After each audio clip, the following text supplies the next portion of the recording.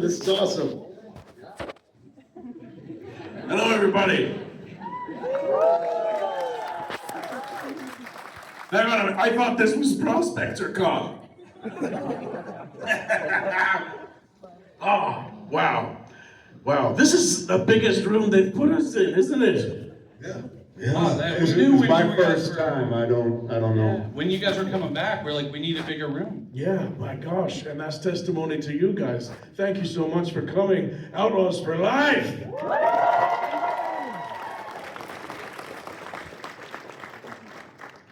Well, again, as I said to them, we like to give as much time as we can to our audience to ask their questions. So I'm going to stay out of the way over here. If you guys want to line up there and ask your question, remember to be considerate to your fellow people here and ask one question and leave it at that. And Yeah, I haven't finished the game yet either, so please no spoilers. Yeah. You can watch that on TikTok. I've been watching. Yeah, follow them on TikTok. All right, go ahead. We have our first question. If you guys are ready. All right, real quick before I start, I just want to get permission. Is it okay if I video the question? Yeah. Okay, thank you. No.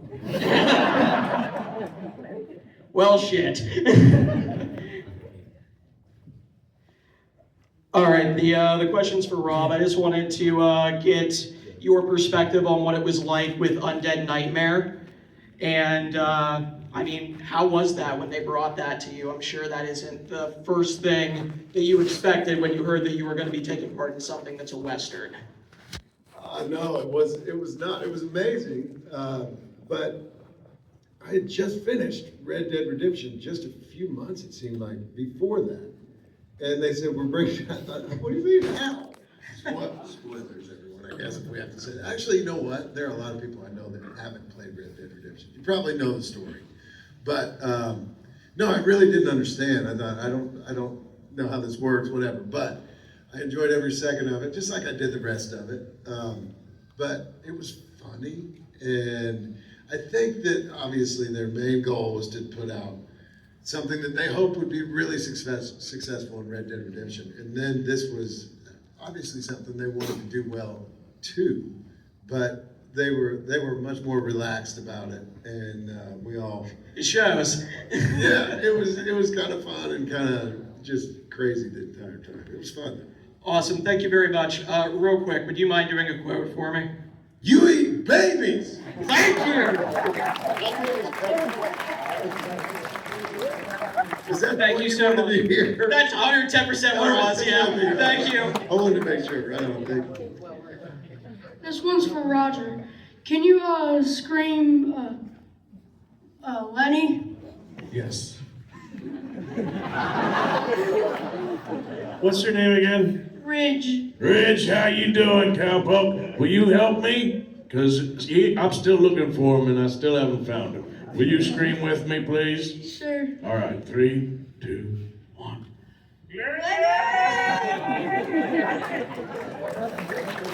Thank you. How you doing, gentlemen?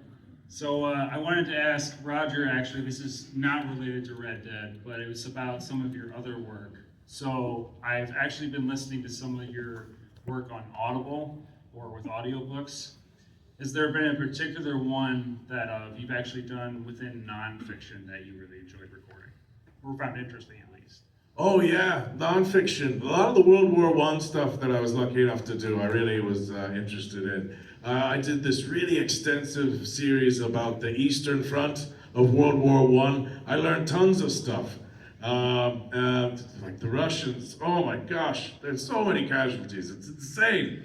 And it was a very extensive series, and yeah, it was a privilege to work on stuff like that, where I learned a lot. So yeah, thanks for asking. I've done loads of audiobooks. I started when I was a kid. My dad used to do newspaper for the blind, and I would help cut out newspaper articles for him. And that's what kind of gave me the bug for that. And I've been doing audiobooks for a while now, and yeah, thank you for, that's a cool question. The Eastern Front of World War I, that was an interesting topic I particularly enjoyed, yes. Yeah, I've been reading one of your ones right now on, shoot, if I can, what's that?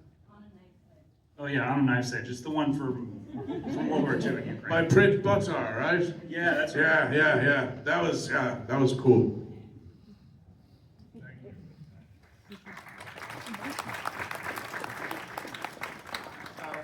I'm a little nervous, but I'm gonna try not to spoil this for anyone that hasn't played Red Dead 1. But what do you think would have happened if Arthur had survived? Do you think John would have to go after Arthur like he did Javier and Bill And Dutch. and Dutch? How'd that go?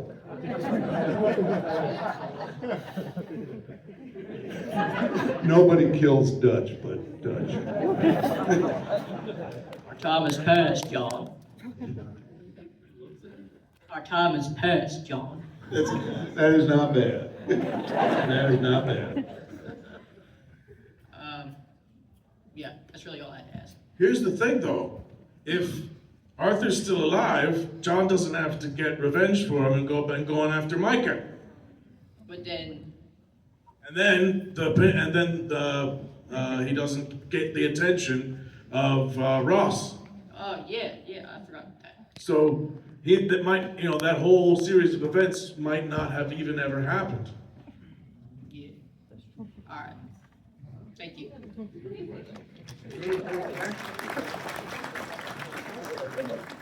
Is there gonna be a Red Dead 3? Yes, it's going out tomorrow. No, not tomorrow, sorry. It's Tuesday. Tuesday after lunchtime. Hope you like it. You say you eat babies.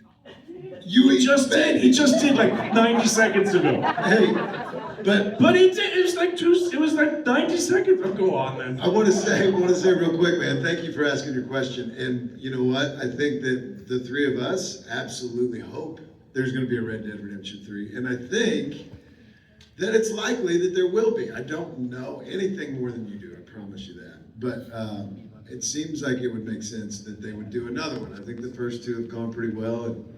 And nobody knows but them, unfortunately. But thank you for asking the question. Hi.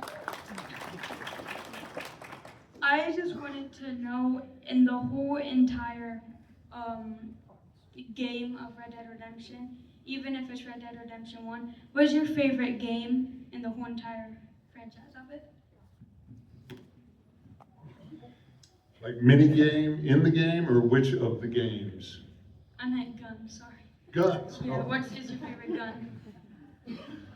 You know what? I haven't played Red Dead Redemption 2. I've played the first chapter of it, but I'm playing Red Dead Redemption right now, and I just, somewhere in Mexico, bought a pistol that is also like a machine gun almost. It is awesome. And I like using a shotgun with slugs. Dutch wouldn't. Dutch likes his guns, but when I'm playing, I like the shotgun. Yeah, that one does damage a lot. Yeah. When we were working on it, a lot of us just used the plain old cattlemen's because that was the easiest ones to sling and the most well balanced. But I'm playing 2 at the moment, and I'm gaining a new respect for the volcanic pistol. Yeah, I see you playing on all your lives. Thank you. Hi guys, before I start, that's okay if I record it? Well, since I left my country, I have like 10 years, the last time I saw my brother, and during the pandemic, he almost lost the battle. So one of these nights he had a lot of fever, and he told me he went to the hospital, but he said this to his wife, and I swear, he says, "Baby, I need to go to Strawberry because my brother and Arthur and John is waiting for me." And she said, "Which Arthur? Which John? My old friends?" And he said, no, I need to Warma. I need to go to Warma and be careful with Dutch. So, finally, I can ask you this question. And then, you are already aware how powerful is your voice, the power of your voice, your acting, they're capable of to a player has hallucination over the game. Thank you. Michael, it's nice to see you again. The question is, are we aware Yeah, that our work causes hallucinations? Yeah, or no. But you ever imagine how your work can influence the players? Because I'm pretty sure my brother is not the only crazy guy who hallucinates. I'll tell you, you know, all three of us have worked in lots of different mediums on stage and in front of the camera. There is something, and you guys have taught me and everybody this. The attachment, like for me growing up, I watched the Godfather movies over and over again. I thought of Fredo and Michael and Sonny, like they were real to me. But it's not like how these characters impact folks who play video games, particularly single-player story video games. The attachment that you guys demonstrate when you come and see us, and I think you know, we know that it's not just us, it's this character that we're associated with, but it is a profound thing, and it's, so people will come up and they'll say, I spent 1,000 hours on this, and I'll think, no, I spent more than that, and I was getting paid. But you start to understand, you guys have put in as much time, if not more time, than many of us have done. And all I can say is, I'm very sorry brother was hallucinating. I hope he's feeling better. But it's a real honor to be a part of something. And the other thing that has to be stated is, when you're working for Rockstar Games, you now are working with a company that has a platform and a reach that is literally global. And that is not anything, I mean, most actors don't get to intersect with that kind of reach. And it's really been the honor of my career to be associated with that company, with these chuckleheads, and with Dutch in particular. You know, I first played Dutch in, I think it was 2009. So it's been a minute. But it's the fact that that our work, that we really put everything we had of ourselves into, that it's now getting reflected back at us by all of you and your dedication to this game and these characters. I tell you, there's no real way to put it into words, but to say, I feel so fortunate.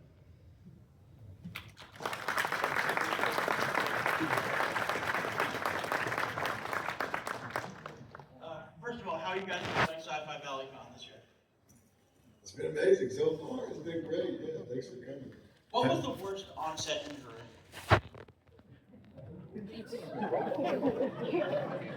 You know, if you asked No Shear that, he used to break things there was a No Shear break jar. Remember that? Nashir played Charles Smith, for those of you who don't know.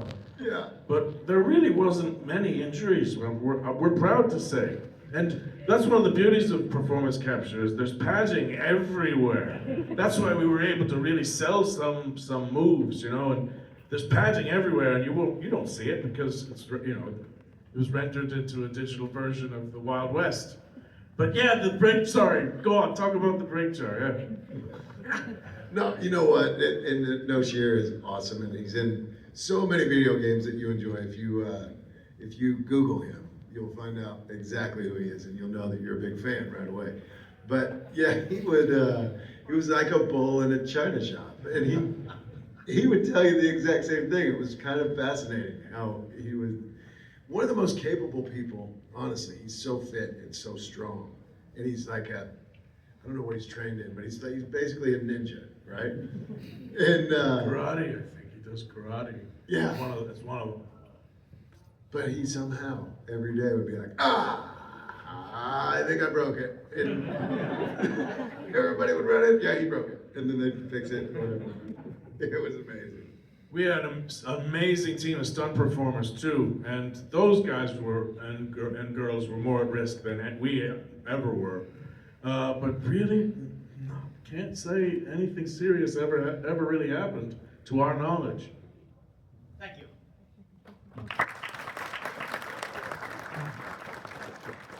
Hi. I've actually met Roger and Rob the last year. Yeah, me and Dutch met today.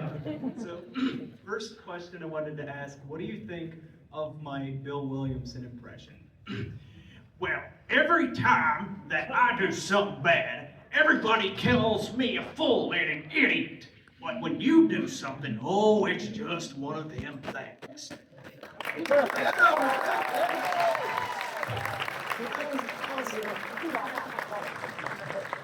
I think that's the best impersonation of anybody from the game I've heard. That was amazing. Steve Palmer would love to hear that. He's gonna listen to that over and over. I really want to meet him next time I come here. But second question, what's your least favorite gun in the game?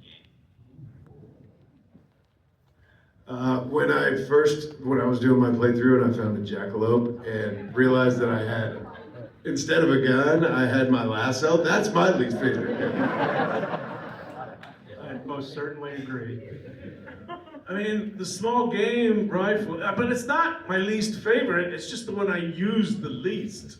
I mean, there's nothing wrong with it, but it's the one I used the least often. My least favorite is the one that I had to go and I had to hunt all those birds and get all those feathers and get all that stuff done. And I got this tiny little gun that doesn't do. It's not that cool. Yeah, it's not that cool, you're right. I'd say my least favorite is the Evans repeater because like you're just sitting there loading bullet after bullet for like a good 2-3 minutes. But that's a famous cowboy gun, the Evans repeater. I mean, that one, that's in a lot of movies. It's, there's a little wish fulfillment. I mean, all those guns, for gun heads, there's a lot of real detail. They cared about what they were doing very, very, like every detail in that game, they cared about everything. All right, thanks very much, Mike. Yeah, thank you for that too, that's awesome.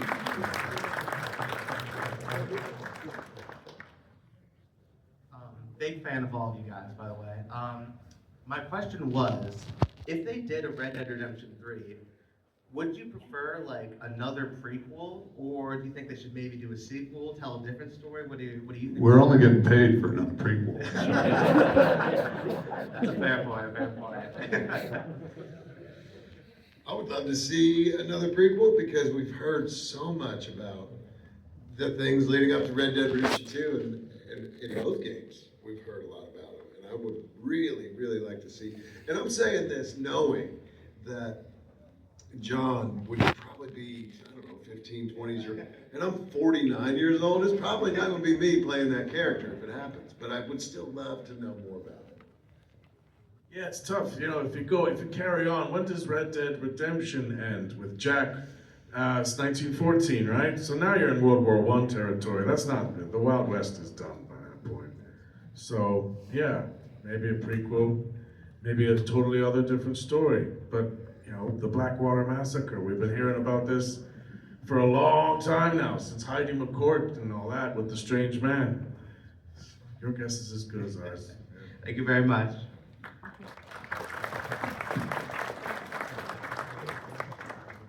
Hi, it was very nice meeting all three of you earlier. It's my first convention. I'm having a great time so far. So my question is, I guess for first all three of you, what was some cut content that you guys did, like the motion capture, the voice acting for Red Dead Redemption 2? And then for Rob and Ben, what was some cut content you guys did for Red Dead 1?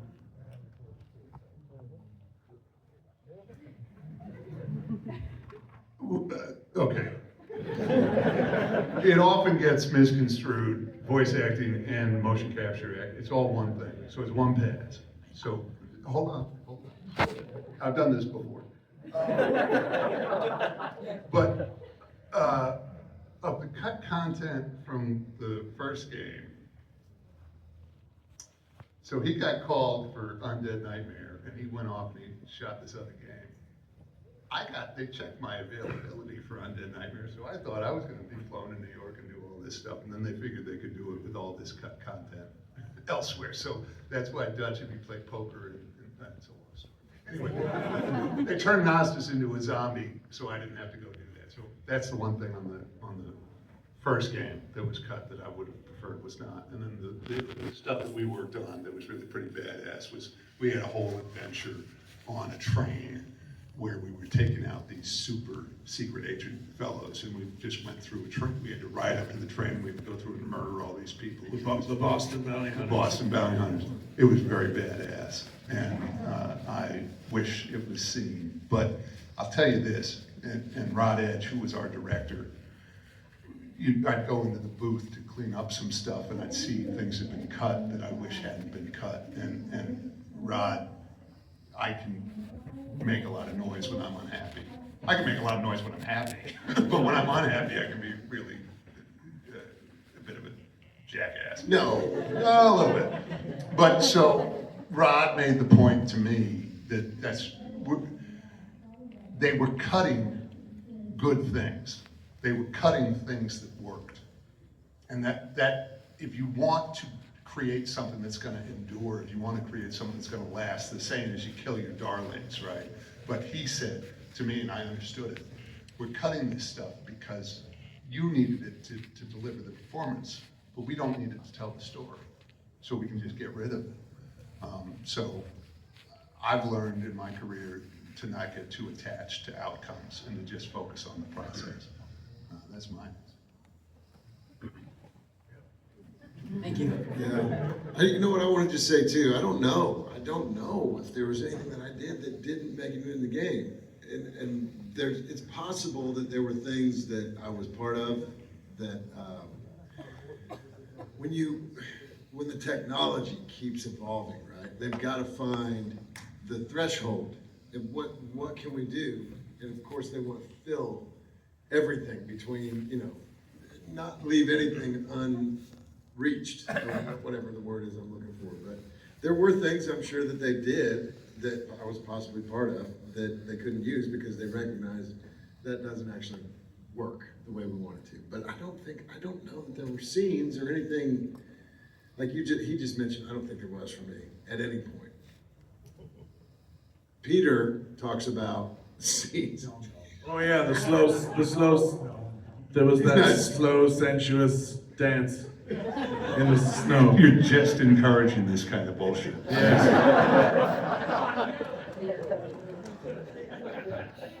Thank you. Look at that daredevil right there, though. That's born again, baby. Cool. Thanks. So, big fan of Westerns, obviously love the games, love the reach and interest that they bring to just the Western genre in general. I grew up watching like John Wayne and Clint Eastwood Westerns. It's kind of a quick one for all three of you. Do you each have a favorite Western movie that kind of helped you get into the zone to do the voice acting for these games? Absolutely, and we discussed Westerns the whole time we were making the video game. Which, again, only a small portion of was actually voice acting. But for me, it's such a tough one, But The Good, the Bad, and the Ugly is definitely up there. Unforgiven, really is a big one for me too, especially for Arthur, because I felt Unforgiven dealt with themes that no Western had really dealt with before, like what it's actually like to take the life of someone, And what's another one? Tombstone's, Doc Holliday has some great, parallels with Arthur, and then one last one, which is a Western. It is a Western, but it's set in Australia.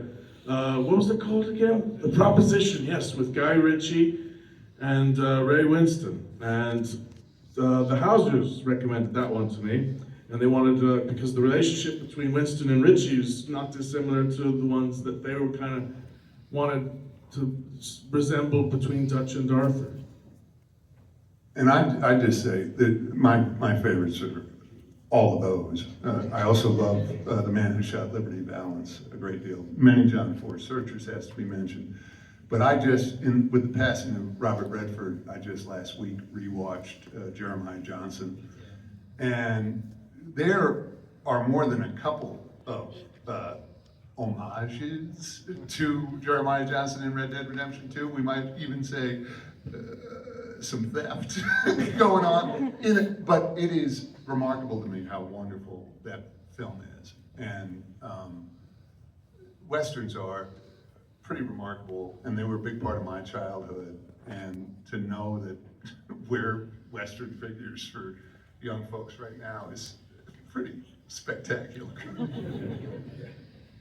Yeah, Tombstone for me, because I definitely watched that. I watched it over and over and over again. This is years and years before I ever even considered moving to Los Angeles, let alone became a character in a video game about cowboys. But other than that, honestly, I know of these other movies, but I've never watched any of them from beginning to end. I just have never done it. I still have never done it. But there was a night, Roger, where you were showing me on your laptop. You were giving me all these different clips, like, you gotta watch this, you gotta see this. And he's got them all. He knew exactly where to go in the movies and what the movies were called, all this stuff. And so that was my experience with those old Western movies, was what Roger showed me. It still is. I mean, I think I should probably watch some of these things. I might enjoy Well, them. those answers made me like you guys even more. Thank you very much. Thank you. So my question's for all three of you. Oh yeah, sorry. If your character had a cell phone, what would their ringtone be? I like that crazy frog, dude. I think Dutch's phone would be on silent. He would attend to it at his choosing. Yeah, I don't know. Can you imagine Dutch being in the middle of talking and is in the middle of some big oratory? Oh, shit. Oh, I gotta take this. Yeah, I don't know. I mean, I guess it could be any clip of anything, couldn't it? Now, I don't have a ringer on my phone ever, so I don't know very many of them. But it would have to be some kind of like rock band music, I would think. John seems like a rocker. You don't remember Crazy Frog, do you? You're too young. You don't know what the Crazy Frog is, do you? Oh, there we go. My phone that's going off right now. All right. Who's doing that? Oh, that's me. I'm sorry. I'll tell you about John Cena's ring entrance music.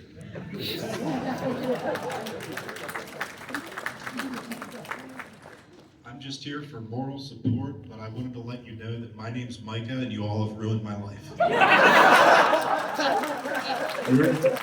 Your issue is with Peter Blomquist. Take that shit up with him. Thanks, guys. Thank you. I'm not sure how familiar you all are with this small niche of YouTube, but how do you feel about Red Dead song parodies? As long as it ain't AI, it's pretty funny, man. As long as it's not AI. I agree completely. I think, and I'm stealing this from you. This is something I heard you say at a panel once, and I thought. Let's see how he does. I really thought it's so true, and I say it a lot too, so I steal it more than just now. But, so we got to be part of something that obviously turned out to be really special to a whole lot of people, and we're very fortunate that we got to be part of that. And so what has happened since that game came out, though, through this incredibly talented, supportive, not just to us, but to each other, this community, in the way that this game has been made so much bigger because of everybody's contributions, and fascinating and completely overwhelming in the best possible way. But yeah, I think that anytime anybody contributes anything, because we've seen it's coming from a really cool place that I think we all love and appreciate, I think we probably all love every bit of it, as long as it's not AI and it's regular people doing awesome things. It's awesome.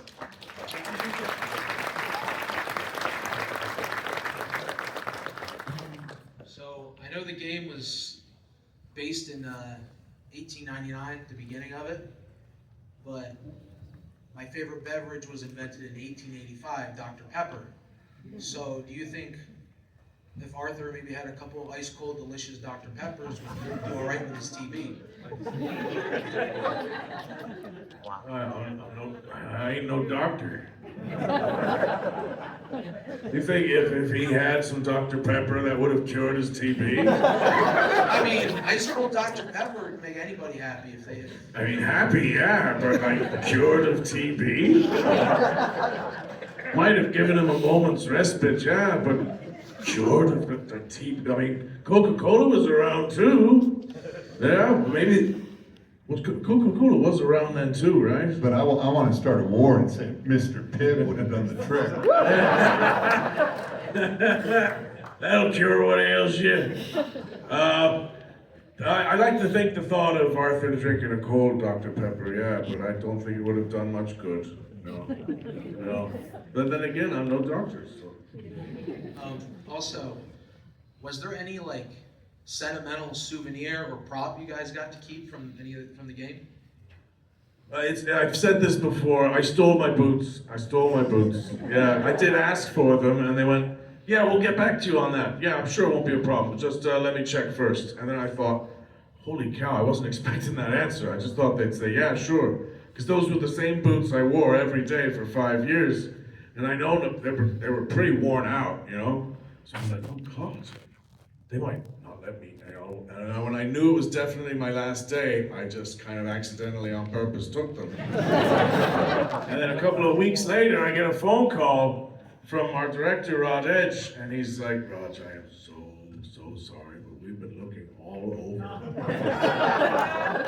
And we can't find your boots." And I was like, "Oh, okay, I'm sorry." And then I confessed I stole them. And yeah, I got my boots, yeah. That's all I got. You guys are awesome. Thank you.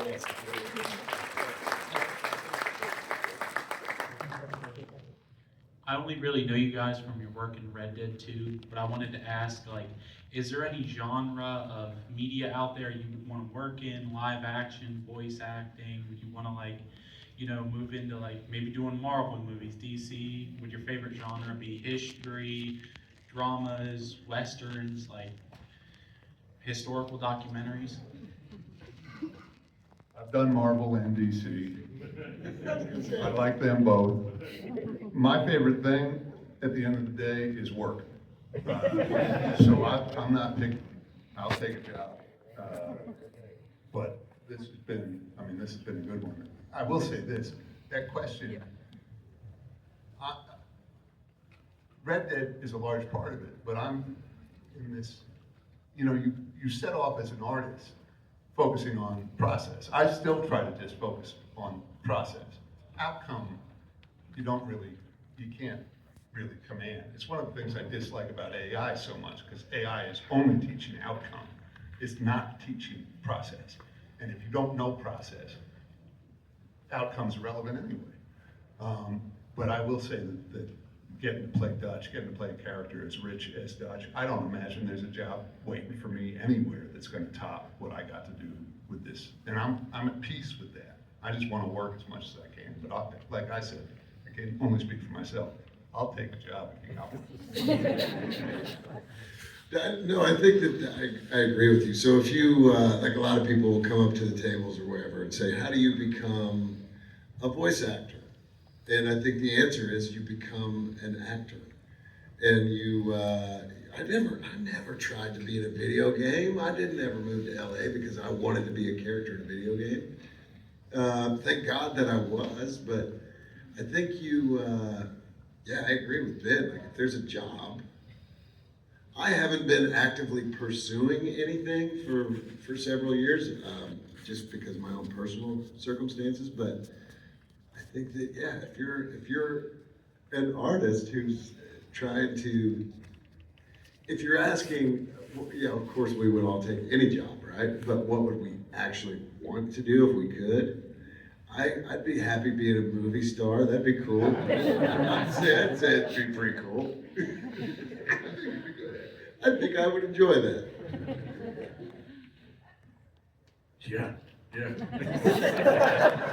I like work. I like challenging work. I like to be challenged. The genre is secondary, to be honest. Definitely. Oh, sci-fi. Never ever felt that way at all. Don't know any actors who do. Yeah. Thank you guys very much.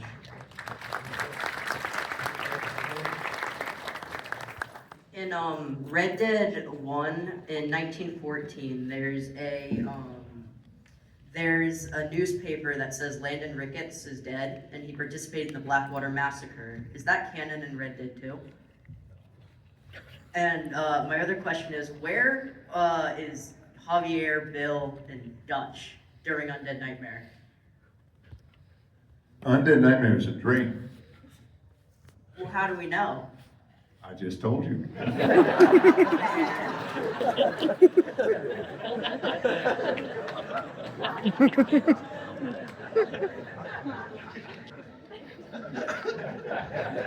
I did not mean to send you packing, young man. I'm so sorry.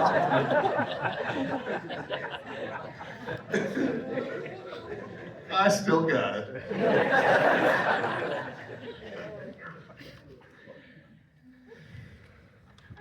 Hi, big fan. So Red Dead Redemption 2 seemed like a really physically demanding game. Were you guys clued into how physically demanding it was going to be to do all the performance capture and all the things like that? Did they prepare you at all? Was it similar to what you did in Red Dead, Rob? Yeah, I mean, it was obviously much longer and everything was bigger, but yeah, it was, yeah, I don't know. I mean, like Ben mentioned, or maybe it was you, Roger, that was talking about the stunt performers. There were, I know that when I went into this whole thing and I thought, I don't need stuntmen, I'll do it. And then I saw what the stuntmen do, and I thought that, yeah, but we better let them. Because they did some really intense, crazy things. Somebody actually just recently asked me about fighting, like combat, whatever, fist fight stuff that did I get to do it, or did animators do it, or whatever? In most cases, I think it was stunt people. I think each one of us did a little bit of that, probably, but they're better at it. They know how to choreograph it and remember their choreography and not accidentally punch each other in the face, you know? It's a real skill that they have that I don't have. Yeah, I tried to do as much as possible, but they're definitely another league. I had worked in mocap on video games before, but I'd never been the playable character before. So I went into it, before I knew these guys, I went into it thinking I was going to do the cutscenes, you know, and that any in-game animation would be a bonus. But then as I got pretty involved in the project, I found out that they wanted me to do as much as possible. That was really exciting to me, you know? Because then I knew that the way Arthur moves, I was going to be able to have a lot of ownership of, you know? Even just the way he walks in game, etc., and everything. So I tried to do as much as possible, but there was some stuff in there that the stunt performers did masterfully. So yeah, it was a lot more strenuous than I had anticipated, but I was grateful for it. So I'm remembering a day at Glen Cove when I came in and they had built this large rectangle and I had no idea what I was looking at in the volume, the performance capture space. And it was the train from that early mission and when Javier and you and Lenny, right, all jump off. But, right, the guy playing Javier, because Javier hits the top of the train and falls off the ground. And this is why when voice acting comes up, it can be kind of hard to hear. Because I'm sitting there watching for hours this guy fall 15 feet off of this thing onto a crash mat and do it again and again and again and again. Not voice acting. Just acting, and acting from a height. But man, what a fun game. Thank you so much.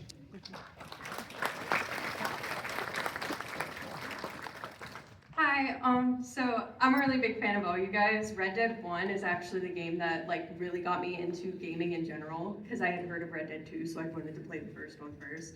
And then I basically just spent the last 5 years of my life that's my favorite thing in the whole world. Every con I make my boyfriend dress up like John so I can dress up like Abigail because it's my favorite cosplay to do. But actually my question is for Ben Byron Davis.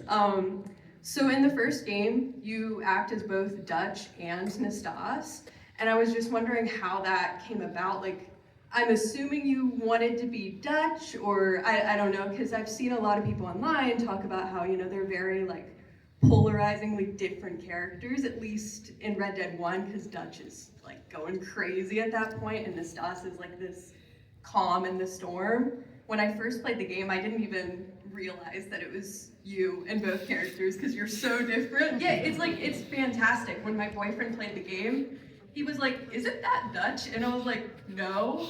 Oh my God, it is. So, yeah, I was just wondering how that came about. Well, the first thing to be clear about, I learned more about Dutch Vanderlyn playing through Red Dead Redemption than I knew about Dutch Vanderlyn when I played Dutch Vanderlyn, and if that makes sense. Yeah. So I showed up, this was the character, the script was still being written, and they basically just said, gang leader, stupidly well-read, led a gang, lost his mind. Sounds good to me. You know that. And then, now this wasn't as big a deal on the first game as it became on the second game, but Dutch is, I guess, 6 feet tall. It didn't really matter in the first game because in the cutscenes they were fudging the height. In the prequel, our characters are, it's too involved to tell you, but You can tell that the heights are a little different. right, so they could cheat in the cutscenes in the first game. In the second game, the character models were kind of anchored to their dimensions, which made the animators, it didn't affect my life much at all. Now, on the days that I was hired for Dutch. They were looking for Nastas. And the thing they knew about Nastas was he was going to be tall. And they had me, and I am tall. And so they had me play the role. Now, we were not, at least I was not, but I don't think the industry was nearly as invested in concerns about cultural appropriation as they appropriately are now. So I tend not to bring up the fact that I played Nastas because it's really, but the thing was I was there on the days, and I had actually played a Native American character in a really inappropriate late night show in LA years before, so I kind of had this dialect in my back pocket. And I employed it, knowing that it was going to be replaced. It was all a temp track. So I just treated the role well because it's what I love to do. And so I just tried to play it as well as I could. But I never thought that he was going to be in the game.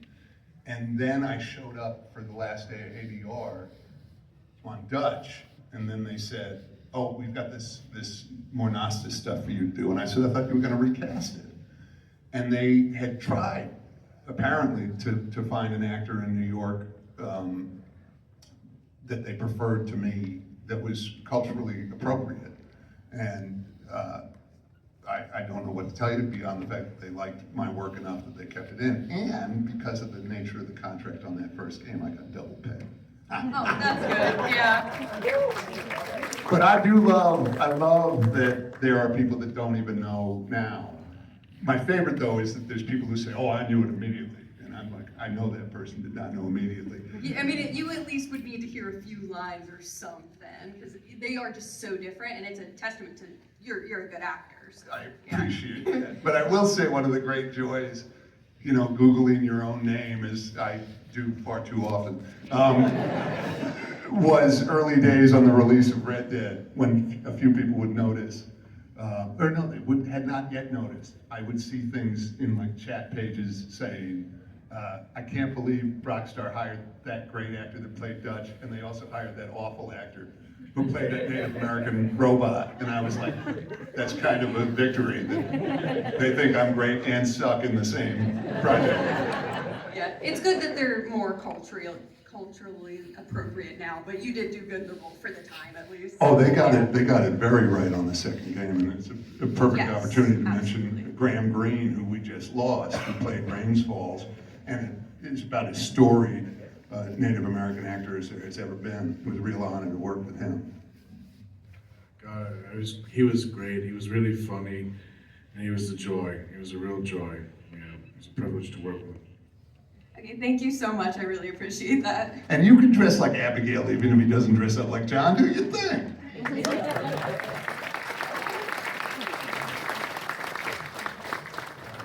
So hello, my question is, how many grown men have told you they cried in certain parts of the game? Because my dad sobbed.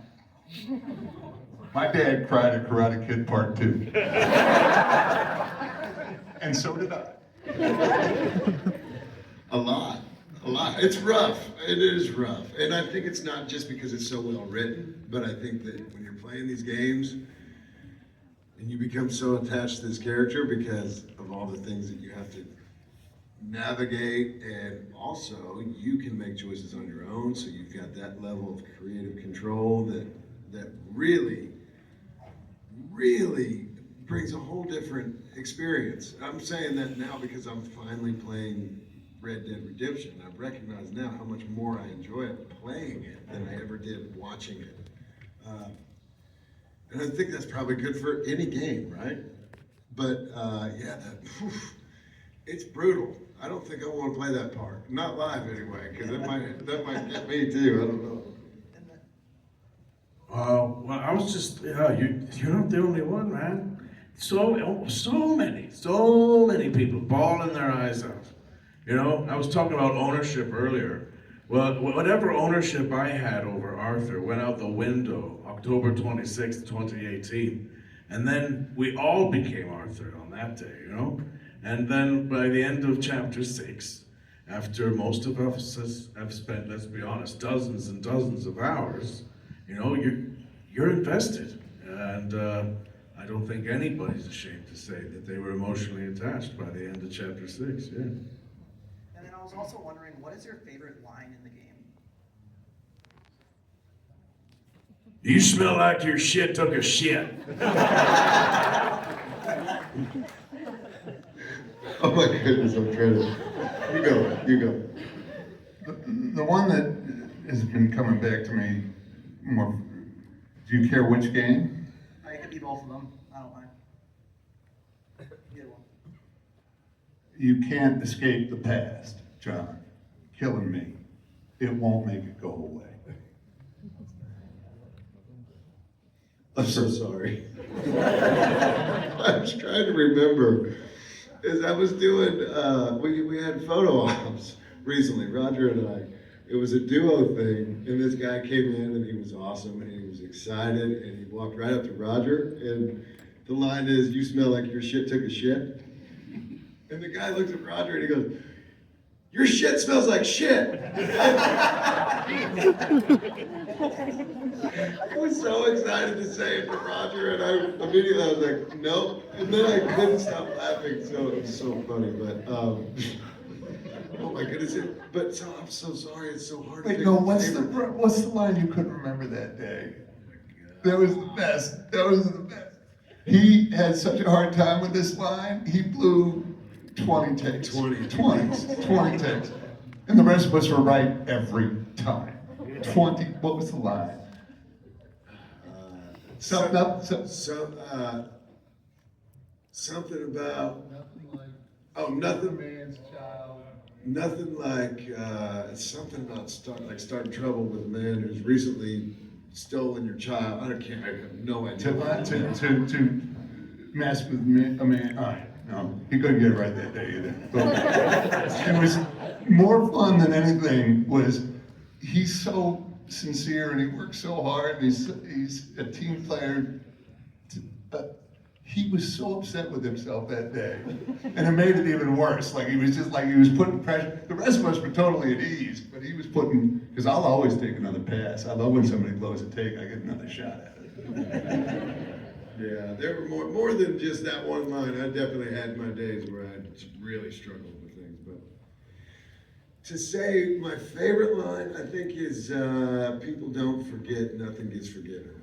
And I think it might be Rockstar's favorite line from John too, because they had it in a trailer for Red Dead Redemption. It was in Red Dead, talking to Bonnie.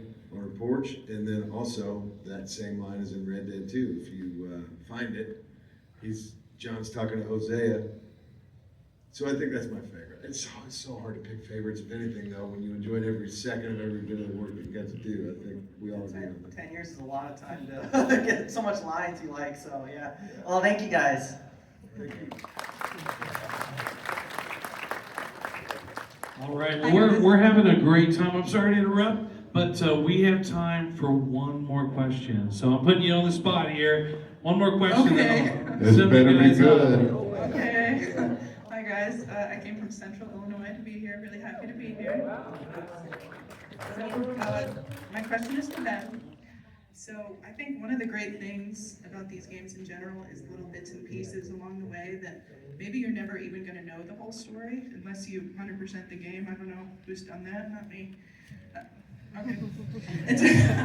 So, and one of those things for me is Annabelle. And she's like Amy in Gone Girl or Laura Palmer in Twin Peaks. She's haunting the narrative for me.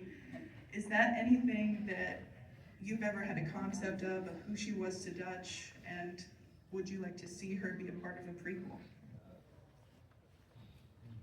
What a wonderful question. Thank you. I'm very glad you made the trip from Illinois. Thank you. Truth be told, you know, I was just talking to somebody else about this. They called me to check availability, I think in July of 13. And so up from the release in May of 2010, I had been hoping I was going to get a call because I knew that there was so much left to tell. And so I started thinking, what will be the thing that provokes Dutch's dissent? Because it was so clear from the pages that I got that he was not crazy yet. And I thought maybe there had been a relationship, but there was no name that I had until I got the name Annabelle. And slowly these sort of pieces came together that Hosea had. What was Hosea's? Bessie. Bessie, thank you. Hosea had Bessie and Dutch had Annabelle. And the thing to me that Annabelle became, because it was, I found out early enough that we weren't going to meet her, that she was gone. It was late in the game when I found out that it was Colin that had taken her from Dutch. But it became something that I understood was playable as an actor, was that was Dutch's version of love. And I think we see Dutch love, he loves the gang. He loves the idea of the gang. He loves Hosea, certainly. These two, it's transactional with Dutch in a way I imagine it wasn't with Annabelle.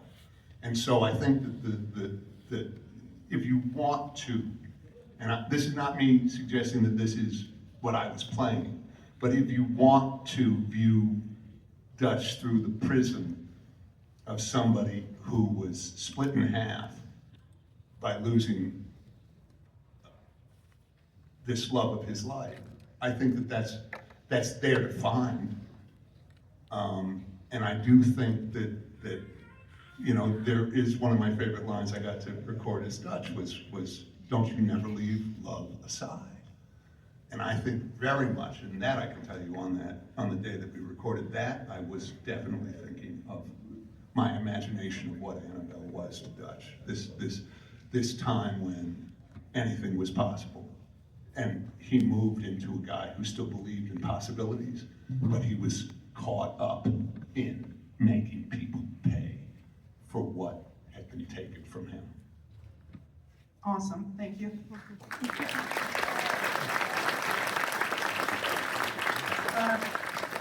Just real quick, Rob, do we have any updates on Ninja Chicken? Because I'm pretty worried about her. That's awesome. So, my goodness, that's so funny. Thank you for asking. The Ninja Chicken. I'm a ridiculous person, I'm sorry. If you watch my YouTube page, you know what's going on. Otherwise, you're like, that guy's crazy. I am. But Ninja Chicken, as far as I know, is still outside of the coop. But she's fine. I mean, she's fine.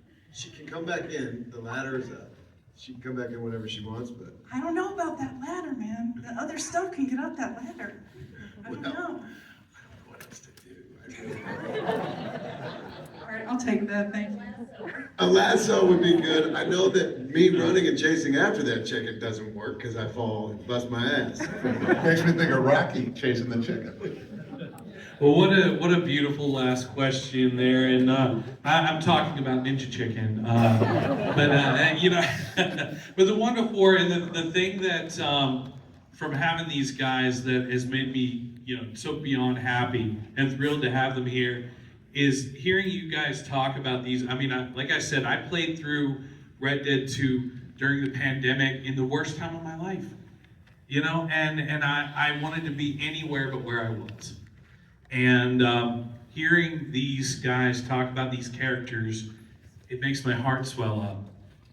Because these characters, they're not video game nonsense, they're real. And all of you guys have displayed that tonight, and I hope these guys have got to feel that, and that maybe someday we can have them back again. Maybe we can have an even bigger crowd from the game. But every time they come, it is amazing. One more big hand for the Red Dead Trio. Rob Weedoff, Roger Clark, and for the first time, Benjamin Byron David.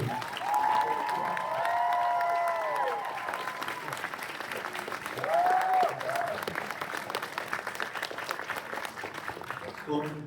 Okay, is this? Oh yeah, I just want to say I'm so sorry for those of you who had questions. We're going back to our tables right now, so if you have more you want to talk about, you can meet us there. Thank you so much for coming.